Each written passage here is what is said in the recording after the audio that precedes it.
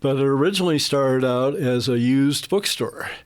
And I opened it in 1975, my senior year at Colorado College. And I was working in a bookstore there called the Granite Harp Bookstore, and they went out of business. And they owed me money, and I took my pay in books.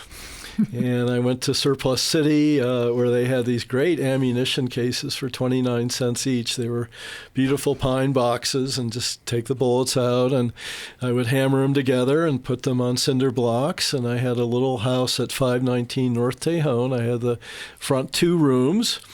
And I would go to class, and I actually had a cash box. I had a sales tax chart, a list for people to write down the books that they bought, and every day I'd come back from class, and the cash box would be fuller.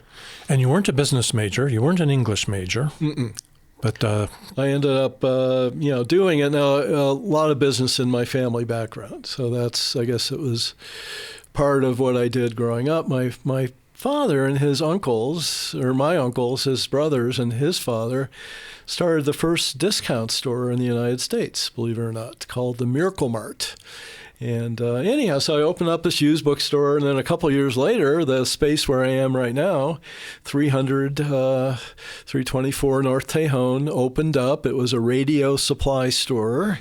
That the guy put in speakers and gymnasiums and whatever, but he was leaving, and I thought, well, maybe this would be a good place for a coffee shop bookstore combination, because there had been a few of them out there in the world. And one that I actually really, got to know was called the Trident Bookstore in Boulder. Trident Bookstore and Cafe, and it was co-owned by a person named Kimball Bales. Kimball and I got to know each other. I would go up there and trade books like a used bookstore would.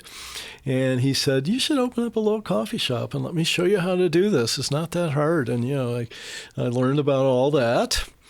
My father was getting ready to close down his businesses in 1975, so he had all this equipment that I could go back and get. So, he had snack bars, so he had some refrigerators and sinks. And so I drove back to Akron. I went to, rented a truck and drove it all here. And believe it or not, opened up my Poor Richard's Feed and Read for $8,500. Wow. That was an era. My rent was $150 a month.